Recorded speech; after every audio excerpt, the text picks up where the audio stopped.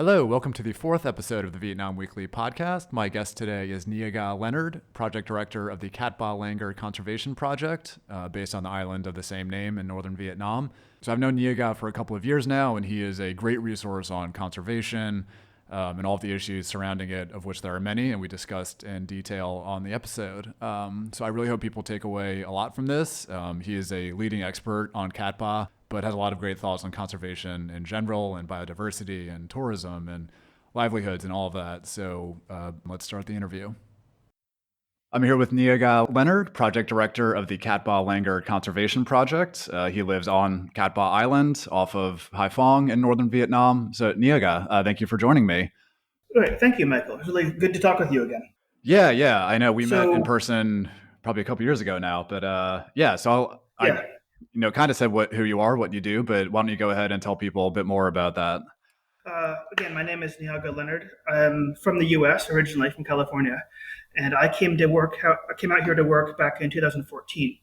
The Cat Ba Langur Conservation Project is a German-funded conservation project, biodiversity as a whole, but with our flagship species, a type of primate found on the island, the Cat Ba Langur. But I came out here in 2014 to work on this project.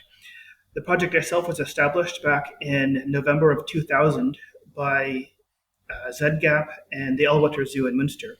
Mm-hmm. And in 2019, there were some changes, and we are now primarily sponsored by Zoo Leipzig in Eastern Germany. The project itself has a variety of different conservation approaches it takes. Obviously, the flagship species is the Cat Ba Langur, which is a critically endangered primate. Currently, there's roughly 70, a little bit less than 70 right now, we think, but it's a little bit difficult to get the 100% exact count. This animal has been on the island, most likely isolated here for roughly 12,000 years, since that was about when the sea levels rose during the last glaciation, or the end of the last glaciation, and isolated this area. Back in the 1960s, we think there were maybe 2,500 to 2,700 animals. At any point in history, there's probably never more than 5,000 or 6,000 on the island because the island isn't that big. Mm-hmm. But during the 80s and 90s, there was a lot of logging and hunting, and the area opened to tourism. A lot of the initial tourists were hunting for traditional medicine or paying local people to do that, and the langur numbers catastrophically fell. When the project started in November 2000, we believe that there were less than 50 left. Mm-hmm. By 2003, there were 40 animals left. So obviously that is not only the flagship species, but it's the part of the biodiversity here that gets a lot of the international attention and provides the foundation to do the other work we do. Now, if you're going to conserve anything, especially any species, you have to look at the species in the context of the environment it lives in, which means that you really can't focus on a particular species. You have to focus more on an environment or an ecosystem. Mm-hmm. So we have a biodiversity-wide, a kind of holistic biodiversity approach. So we're trying to conserve everything on the island, not just the Cat Ba langurs. This has a lot of advantages because obviously the langurs need a habitat to live in, but there's also a lot of other species here that are either endemic or endangered or critically endangered that otherwise would get zero attention, zero protection. So this allows us to open up our scope enormously. The people also obviously part of the ecosystem. So wherever you go with conservation, you really have to pay very, very close attention to the people in the area, their activities, their mindset, their behaviors, their interests, their concerns, all this sort of a thing. In some areas, that's much more easy than other areas. Some areas, it's very difficult. Here, it's a bit of a challenge because it's a very heavily touristed area. So the economic interest and development interest of the political side and sometimes of the local people don't really match very well. So there's a lot of internal conflicts that go on within that and also with the ecosystem as a whole. So poaching is a big problem. We think we've got the langur poaching stopped with a couple of caveats, but there's a lot of poaching of other things all over the island. Mm-hmm. And it's very difficult to get people to mentally make the connection between, okay, hunting langurs is bad, also hunting all the other things is also bad. Mm-hmm. So we have anti-poaching teams, community-based anti-poaching teams in the 3 villages closest to the park that go out on a regular basis, usually roughly 20 to 30 patrols per month, so almost every day they go out, but sometimes less than that. They're looking for activity in the forest, signs of hunting, traps, et cetera, et cetera. We have education programs in the schools in the island for children. We don't have any high schools on the island. When students get to the point to go to high school, they have to go to a different area to go off the island for schools. So we have education programs for all the schools on the island, which is more like younger children, like 5th through 6th grade or so. Mm-hmm. We obviously work with the Katmai National Park. They're our primary local partners here. We provide a lot of support for the rangers, for patrols, for fuel, for boats, training, equipment when we can, that sort of a thing. And we collect data from them via GPS loggers and things like that. Mm. We have our community-based langur guards, who are local people who work with our anti-poaching teams and the rangers just to keep an eye on the langurs. They generally live in the areas adjacent to the langurs. Okay. We also work with the FPD, the Forest Protection Department, and some other local agencies to work on things like migratory bird protection and things like that, because migratory bird poaching in the fall is a huge issue here. Mm. And then, of course, there's periodically we get involved in national level things. We helped to compile and write the Primate Action Plan that was passed a couple of years ago at the national level. So we get involved in these national things to a certain degree, but really that's a little beyond our wheelhouse. We're much more focused on this particular area. Okay. One of the things that's really nice working with this program is this program has a long-term commitment to the area.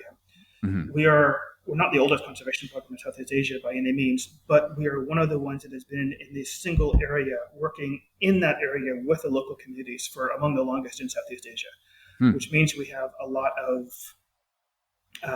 kind of a good reputation built up among the politicians and among the local people, and a lot of local respect, which helps a lot when we point out particular issues of concern.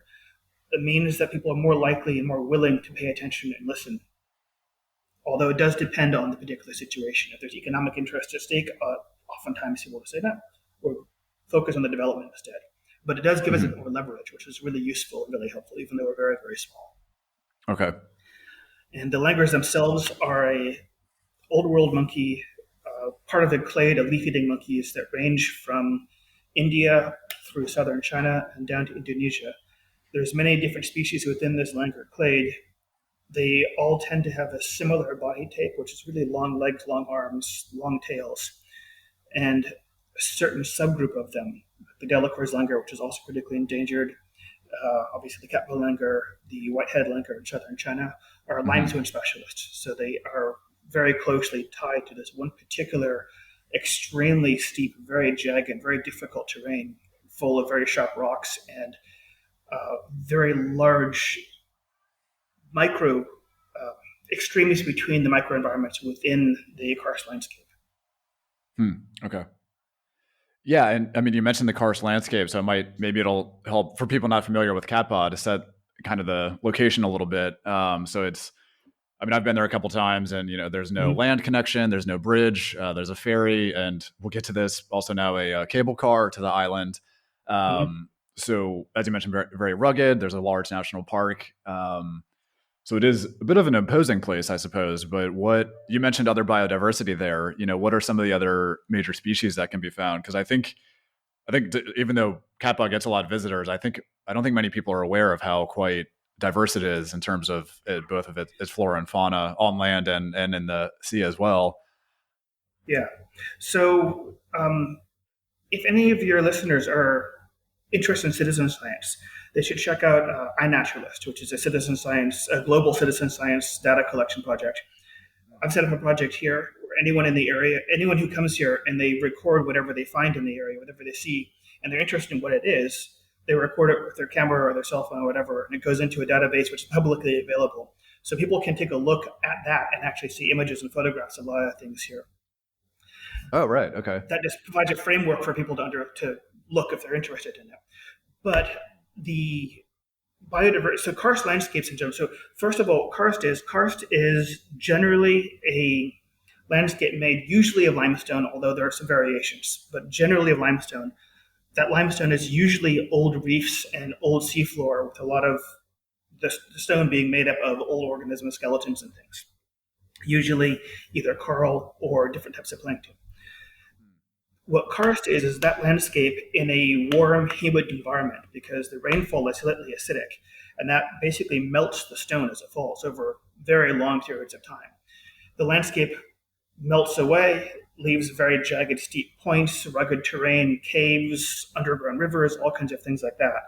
A classic example of this is in southern China in the Guilin Yangshuo area, which is where you see a lot of the classic examples of this extremely rugged terrain.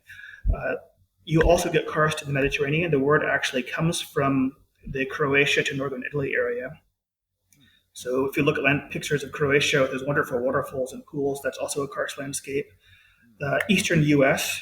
from basically Virginia down a little bit and slightly west, the western portion of Virginia, that's also a karst landscape of a slightly different kind. So basically, this means an eroded limestone area. Okay. All of those little pockets and cliff faces and caves and things mean there's a huge variety of microenvironments within them.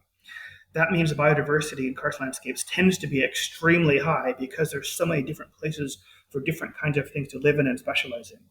So here we have roughly, and the number keeps increasing, 1,700 or so different species of plants. Many different kinds of orchids, a lot of things in the Gesneraceae family, many of which are endemic in the area. We have a type of endemic palm tree up on the cliff tops. We have endemic wild ginger. There's a lot of different things like this in here in the plant side that are endemic. There's also the Catball leopard gecko, which is only found in this particular area. It's not your typical gecko with the sticky pads. It's actually got little claws instead. There's in the sea is heavily exploited. There's a lot of fishing that goes on in the area. So a lot of things are gone. We still have sea turtles in the area occasionally. We occasionally see dolphins and porpoises, but it's pretty rare to see those now. There's a massive diversity of coral. The whole Gulf of Tonkin has something like 177 species of coral. We have a large portion of that group of species in this area, although a lot of the coral is gone because of overfishing and dredging the bottom of things. Each of the caves, the island is riddled with caves of all different kinds of sizes. We've had specialists come out to study the caves, snail specialists especially, and they found that in the undisturbed caves, the caves that do not have tourists going into them, almost every cave has a unique species of snail unknown to science. A lot of these snails are basically microscopic. So at the last publication, there's 190 something species of snails in the area, terrestrial snails, not including the information that was collected in the last couple of trips out by the specialists. It has not been published yet. So the number is probably up quite a bit. Okay. In the caves that have tourists in them, diversity drops enormously with everything, of course. Yeah. Just because the impact that people have. Mm-hmm. So there's a lot of things like this that are, not only is it are the endemic species like this, there's several endemic crabs, also terrestrial crabs. This area is one of the only places left for a very great distance that still has the natural forest from northern Vietnam. If you go into the rest of the Red River Basin, that's basically an agriculture for a couple thousand years and very little natural landscape left. If you go into the hills north of Halong City, that's all been deforested and replanted with plantations of pine trees and acacia and eucalyptus. So This is one of the few places in the area that still has a representative of the actual proper forest here, including a couple of small spots of the freshwater wetland forest, which is basically gone everywhere in Vietnam. So there's not just the overall aspect of biodiversity and endemic species. There's also the fact that a lot of this environment is just gone from the area entirely, except for here. Right. Okay. Yeah, it's an amazing place. Absolutely, really stunningly beautiful, and the diversity is incredible. So kind of building on that, so of course you mentioned in the past, poaching and other issues for both the langur and other species. And I remember last time I was there, the bridge connecting, I believe it's Cat High Island, which is right next to Cat Ba, was opened. That connects to the mainland. There's the VinFast factory is there. I remember a big deep sea port was under construction. I imagine that's probably open now. So obviously a lot of pressure is kind of right on the edge of Cat Ba. So what are, the big threats to the langurs, to the other species, both, flora and fauna? Well, it helps to go back a little bit in time looking at this. So I have a photograph I got, a U.S. spy plane photograph from 1969 or 68. And one of the things it shows is the western side of the island pretty much entirely deforested. Mm. So a lot of the island is a logging concession, and they basically did what logging concessions do: cut everything down, Hmm. and then replanted later on as part of Vietnam's reforestation projects, which wind up oftentimes planting non-native things because they're more worried about Yep. building up the number of trees and also making production forests, not really about Hmm. biodiversity issues. So this was one of the big impacts on the island, going back into the 60s, 70s, and 80s. Okay. During the park was established in 85 or 86, and about 1996-ish or so, the island got wired electricity from the mainland, and tourism started to really become one of the major industries here. Once that happened, obviously development came with it. Aquaculture farms to provide fish for not just local people coming out to the, or not just tourists coming out, but also to the larger area around, and development of roads and hotels and things like that. At present, the big push is to turn this into the kind of the northern version of Phu Quoc Island. So there's massive infrastructure development by groups like Sun Group and Ving Group and things like that. The Ving Group has put up a cable car. They have a plan to do a cable car the length of the island. Currently, it just goes from Cat High to Cat Ba. That hasn't really ever been opened yet. Oh, right. I actually think it may. I think it may actually be like a tax write-off because I can't imagine them ever making a profit off of it. Hmm. But what's happened with that is that's the interest of these companies on the island has now triggered a real estate boom in the area. Hmm. So people are buying up land as quickly as they can and bulldozing things, blasting things out, and building large structures. This is encouraged very heavily by the political establishment because they're looking for economic growth, which is understandable. Sure. But one of the big difficulties is that the way tourism is managed in Vietnam, it doesn't seem like there's a very clear understanding that there are different kinds of tourism that take place. Many of the foreigners that come to Vietnam, and this is where a big chunk of tourism money comes from, are coming for something unique, something they can't find anywhere else in the world. They're looking for interesting biodiversity, interesting landscapes, unique cultural aspects, things like that, things that you can't go somewhere else and find. The Vietnamese tourists, which is a very large number and an increasingly growing number, are looking for different things. They're not looking for the things they can see in Vietnam. They're looking for the kinds of tourism experiences they kind of have been trained to expect from what they think of as tourism based on media and things like that. So they're looking for nightclubs, karaoke, beaches, resorts, that sort of a thing. The way that tourism has been structured in Vietnam, right now anyway, has been that the agencies that look at where tourism development should take place look at where tourism currently exists. And in the past, the tourism is pretty much only foreigners coming. Mm-hmm. So they'd look at places like Phang Sapien and say, oh, look, there's tourists there. So let's build a big resort there. Let's build this Disneyland-style castle. Let's do this other stuff there to get the Vietnamese tourists to go there as well. But in the process of doing that, they're destroying the very thing that brought the tourism there in the first place. Right. And there needs to be a recognition that there's two different kinds of tourism. They can both coexist, but they don't necessarily need to coexist in the same place. For example, Sun Group likes to make these big Sun World amusement park style things. That's fine. Put those next to the cities where people can use them.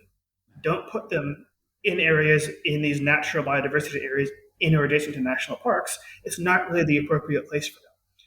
So there needs to be a better understanding of that. And currently we're facing that problem right here, where there's this development with gigantic hotels and cable cars and plans for all kinds of resort villas and amusement parks and stuff like that. Mm-hmm. Yeah. Now, obviously, No, go ahead, sorry. No, it's okay. I mean, we mentioned the Sun Group cable car already, which I think opened last summer, and I'm assuming, given the pandemic, hasn't been quite fully utilized yet. And I'm curious, since so obviously over the last year and a half, at times the situation has been very good here, but tourism has still been down. So have you seen, you and your team, you're out in the national park and the forests around the island. Are you seeing a positive benefit from a lack of tourism? I mean, there's been stories about that from around the world, but I'm curious what you've seen there. Mm-hmm. So one of the big problems globally that is not paid attention to in terms of pollution is noise pollution. Yeah. And Vietnam is an incredibly noisy place. Yeah. This is the It first is. time in 7 years that it's been quiet. And as a result, we've seen a lot more activity from birds and wildlife like that. Mainly birds. The other wildlife is basically hidden. You never really see it here. But bird activity has been greatly increased from what we've seen. We've got birds nesting closer to our office and park headquarters and things like that. We have seen a lot more activity around, which normally in normal years we don't really see just because the noise keeps things away. So that's a big one.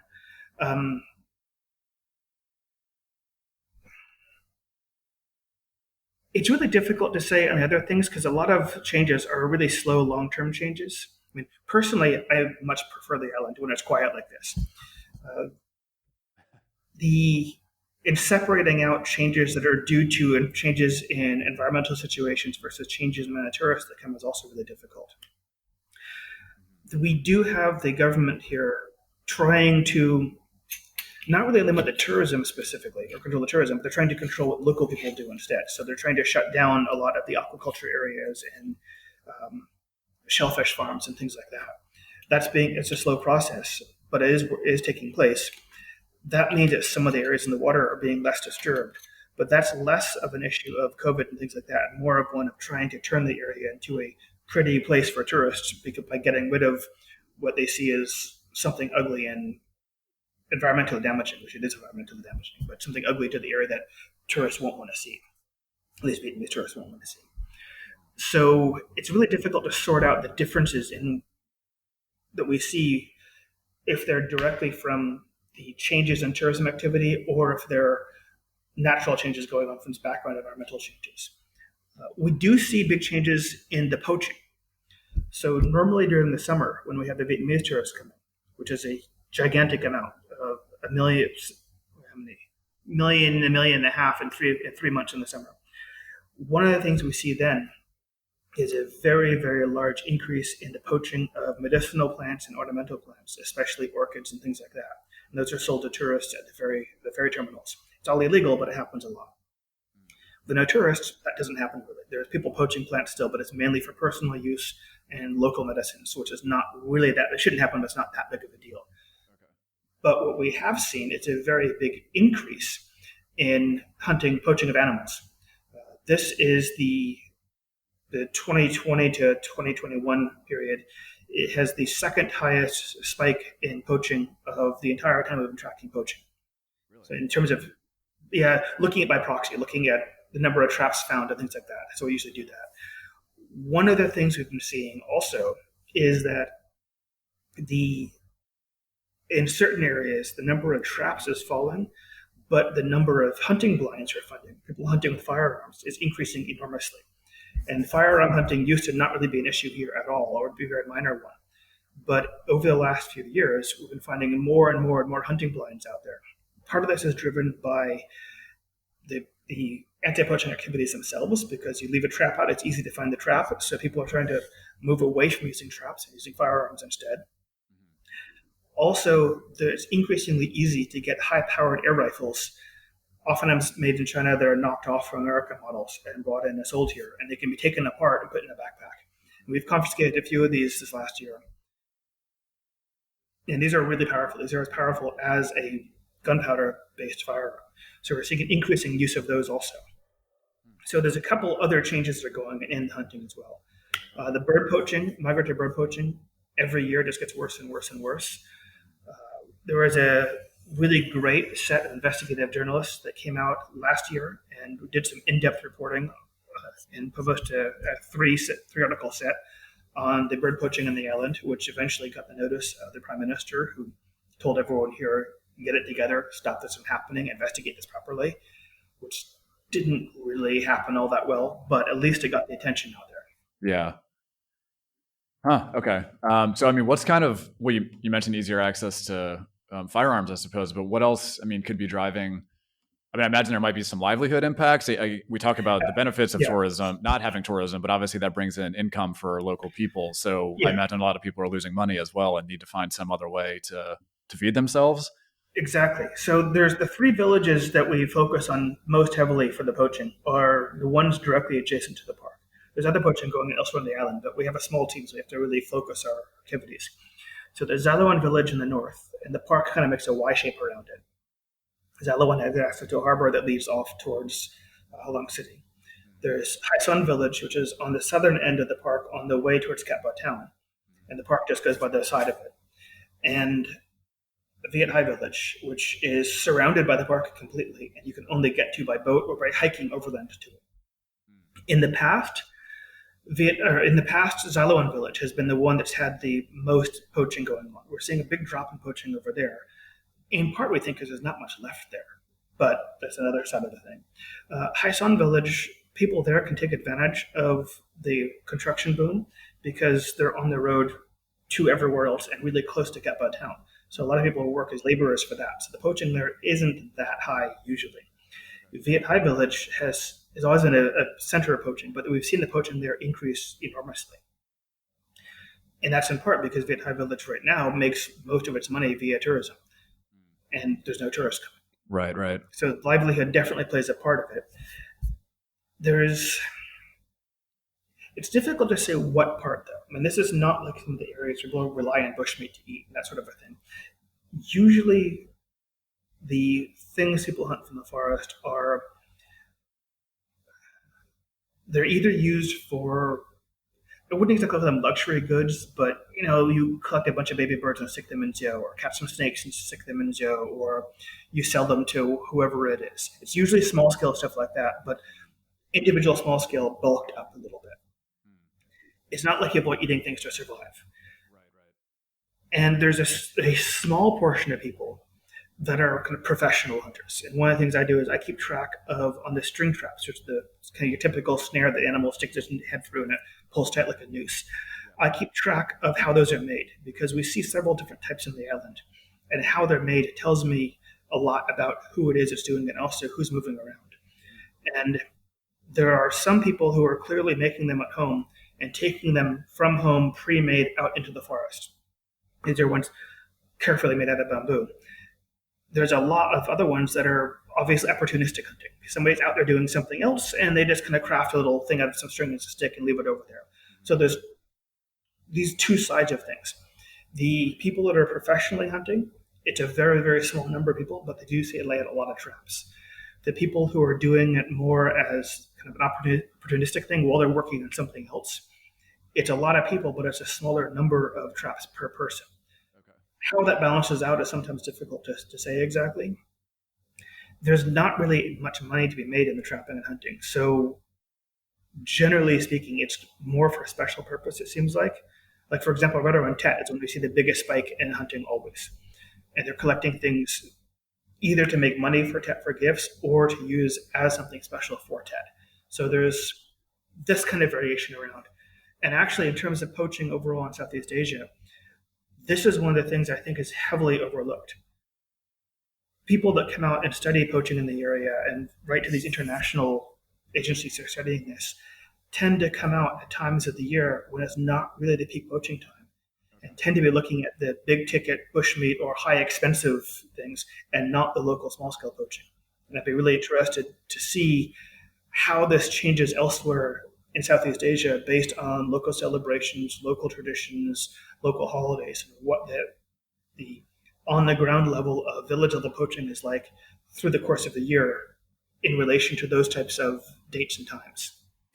Yeah, that I hadn't thought of that before. That is interesting.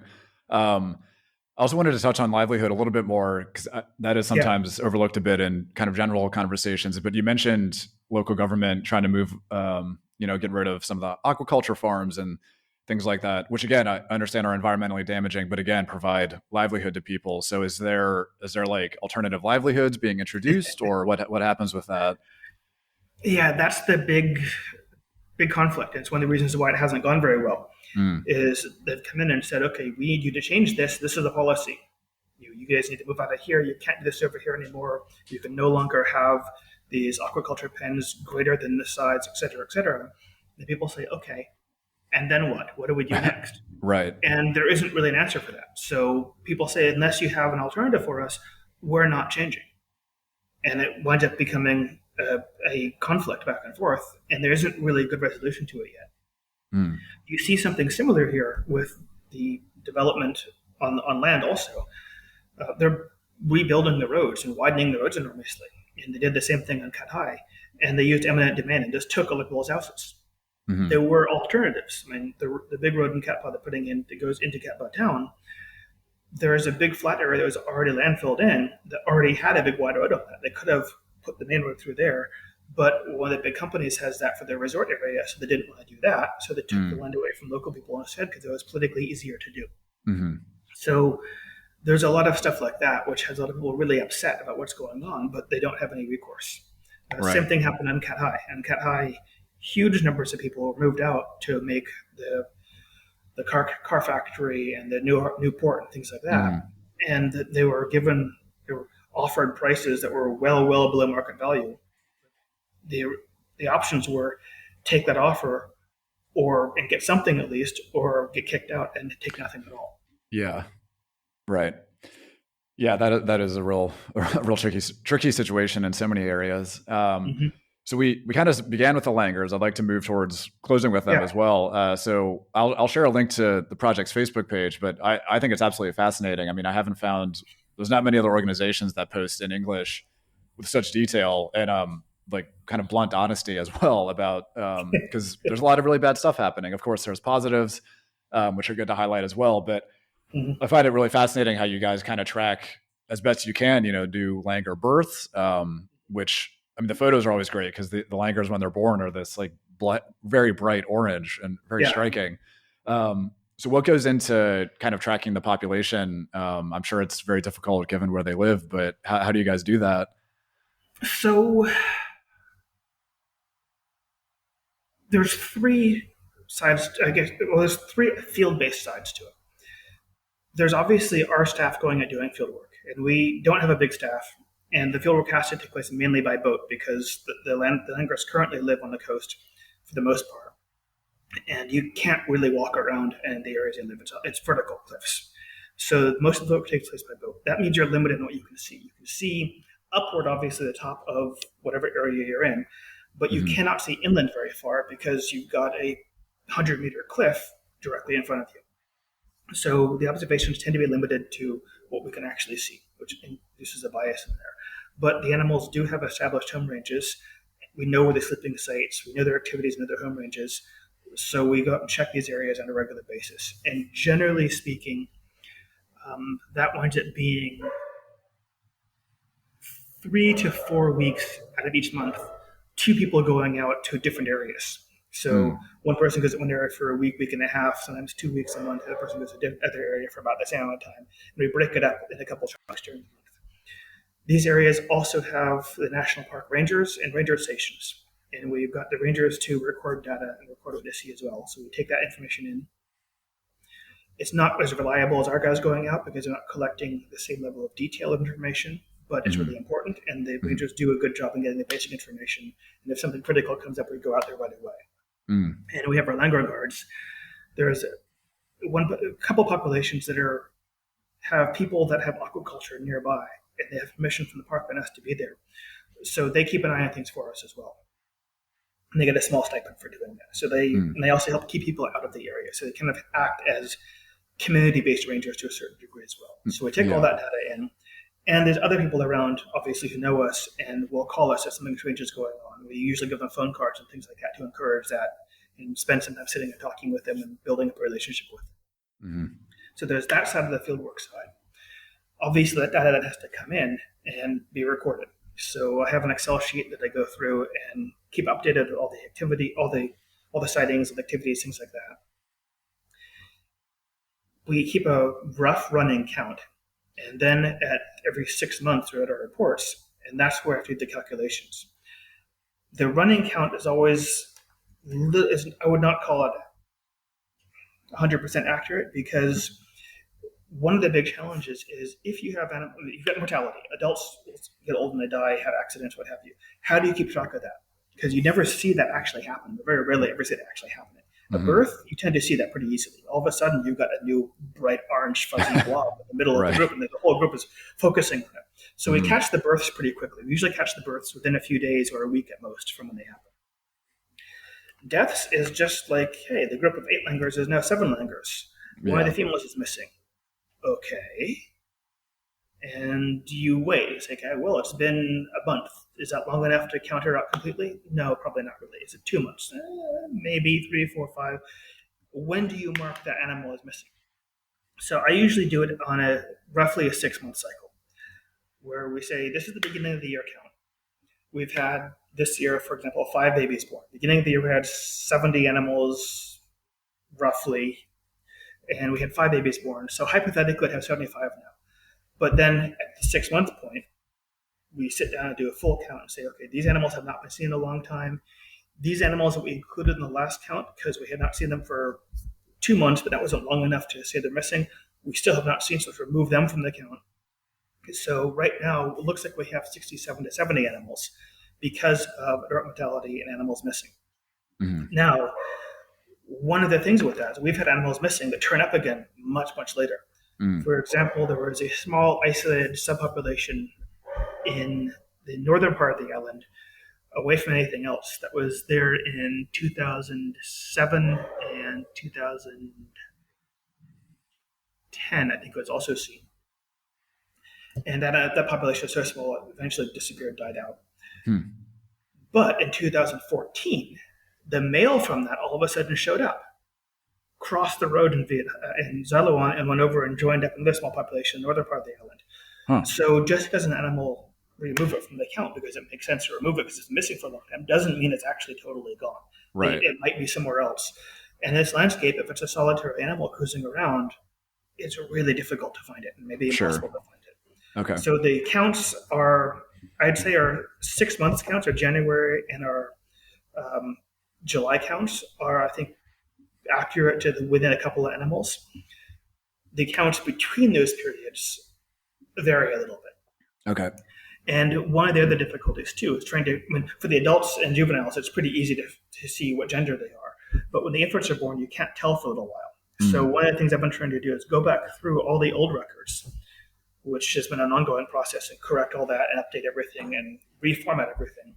But also try to figure out, of the animals that have been born in the past, what genders were they? Because that information wasn't recorded in the past very well. That's obviously a long, complicated process. But we go through all this and we kind of slowly extract information out. So now I finally have numbers for adult mortality, which we never had before. Okay. I've got better tracking of how the individual groups form and split apart, maybe come back together. We've got better information on gender balances, sex ratios, things like that, which is really important for figuring what's going on. Also, some of the patterns in terms of when animals are born. And also much more accurate numbers for the past, because we went through and instead of, one of the things that happened in the past is people would just say, oh, this is the population at whatever time of year they were asked. And having a regular time of year, January and June, this is the official count on these particular points, kind of stabilizes that a little bit and helps to track more clearly what's actually happening long-term with the population. Okay. So there's a lot of that sort of a thing that goes into it. Plus, obviously, monitoring the habitat, taking a look at what's going on, seeing how sleeping sites are being affected by noise and tourism and things like that. If they're still using those sites, have they moved away? What things are they eating? Does what they eat change through the course of the year based on wet or dry conditions? All those sorts of things. Okay. So those are the kinds of things to pay attention to. Okay. Yeah. I mean, it sounds like an incredible amount of work. And I guess kind of building on that last question. So it seems like the population is stable-ish, but where do you see, how do you feel about the near to medium term future of the species, given all this granular data you have? It's a really complicated question because there's a lot of different factors at play here. So the population is growing at about 3% per year, but there's a lot of variation within that. Some years it drops by 10%. Some years it jumps up by 12%. So it can vary a lot. As the population gets bigger, of course, that variation will stabilize out because the variation is a smaller portion of the total population. But at present, it looks like population is an upward trend and a steady upward trend. But the numbers are so small and they're so sensitive to disturbance of Hmm. any kind, really, that that can be reversed very, very easily. Right. The I'm really concerned about the proposed increases of tourism in the area because even though the langur areas are legally protected and off limits for tourism, the water around them is not. And the people come directly adjacent to those areas and are loud and noisy, do karaoke in the boats, start playing around and all that. And we've seen that as the tourism increases, the langurs tend to move away from those tourist areas. But currently, all of the areas the langurs are in are directly adjacent to tourist areas. So I would like to see a buffer and more control over what tourists can and cannot do and the amount of noise they make and things like that. But Hmm. realistically, those things are unlikely to happen in the area. Yeah. Um, the One of the concerns, obviously, is that this has been a small population and has been a small population for a very long time, and obviously now it's catastrophically small. So there's a lot of genetic questions. Are these animals? How inbred are the animals? What effect does that have on them? The effect of inbreeding sometimes can be really, really bad, and sometimes it can be relatively minor. There's been other species that have pulled back from numbers as small as this or even smaller with no real problems. We think that these animals have been isolated in the island for so long, 12,000 years roughly, with a relatively small population during most of the time, that any bad traits they have may have been more or less bred out of the population, although there may be other things like genetic drift and other weird things that build up over time. The bigger concern that we have is disease. The more genetically similar the animals are to each other, the less resistance to disease they hypothetically have, sort of like a monocrop of maize or other agricultural things. So the concern for that is that we have a native rhesus macaque population of the island. Now, these rhesus macaques may also be something special because these macaques here have been isolated for a long time as well. They may wind up being a subspecies, but we don't know. There's not enough data on them yet, and no one's done any genetic studies on them yet. In fact, I'm still trying to even figure out how many there are in the island and how many groups there are, let alone anything else. Right. But the rhesus macaques and the langurs interact. They oftentimes use the same feeding sites. They don't have physical confrontations, like they don't actually actively fight, but they do chase each other around a little bit and have some vocal conflicts back and forth. Nearby, we have Katanzua Island, which has an introduced population of non-native long-tailed macaques, rhesus macaques of unknown origin, and a few other animals that are dumped there, primarily as a tourist attraction. And tourists interact with them on a regular basis and often get bitten by them. That means that there's a vehicle there for human and non-human primate disease vectors back and forth, which can share diseases very, very easily. Sure. And the same people that run around here and tease the animals and get bitten by them, that do that here are the same people that do it in southern Vietnam and that do it in Cambodia and do it everywhere else that they travel around. Right. So there's a potential pathway for diseases there. And macaques swim really well. And we do know that some of them have gotten off the island in the past, off the small island and gotten to Cat Ba Island.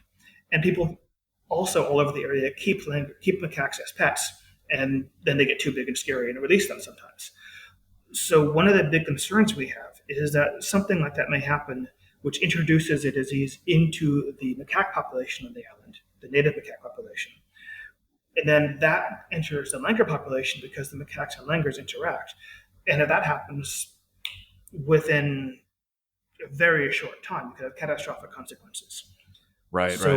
That's a really big concern of ours, and we're trying to work on that. But again, it's one of those things. How do you approach that when you've got massive development? You've got pushes for millions of tourists to come to the island each year, and people that are not really that concerned or don't really have the background to understand some of these issues and concerns. Okay. Well, that's not the most uplifting place to end, but such is the reality of working in conservation, unfortunately. So yeah, Nyaga, I mean, thank you again so much for being, I mean, I'm always fascinated in talking to you and getting updates from the island.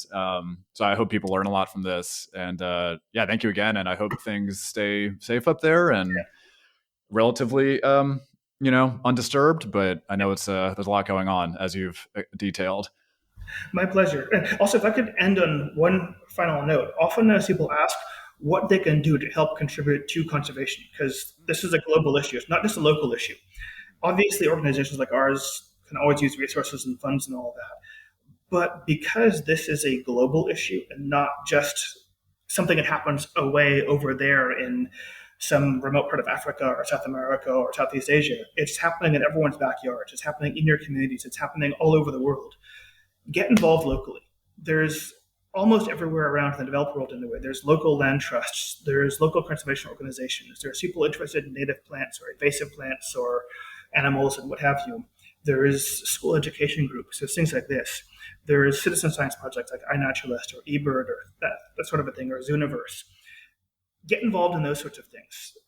Think about how you use your own homes and landscapes. People oftentimes have these nice gardens, and they want pretty things in there, but oftentimes those are not native, and they actually are detrimental to local biodiversity. Look up native plants. Look up how to landscape using native things that actually contribute to local biodiversity, and bring in native species, native butterflies and birds and things like this. All those things sound like they're little small things, but taken as a whole, they actually constitute a really, really big change and provide a really strong benefit for biodiversity everywhere. So if people are interested in getting more involved in conservation, don't always be looking at the exotic thing somewhere else. Look around locally, and you'll find there's a lot of really great local activities all over the world that you can take part in that are just right next door. So I encourage people to try and take that approach as well.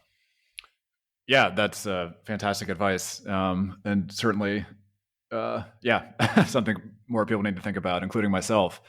Anyway, thank you again so much for joining us. And I'll share some links to the conservation project and other info like iNaturalist in the show notes. Niaga, thank you again.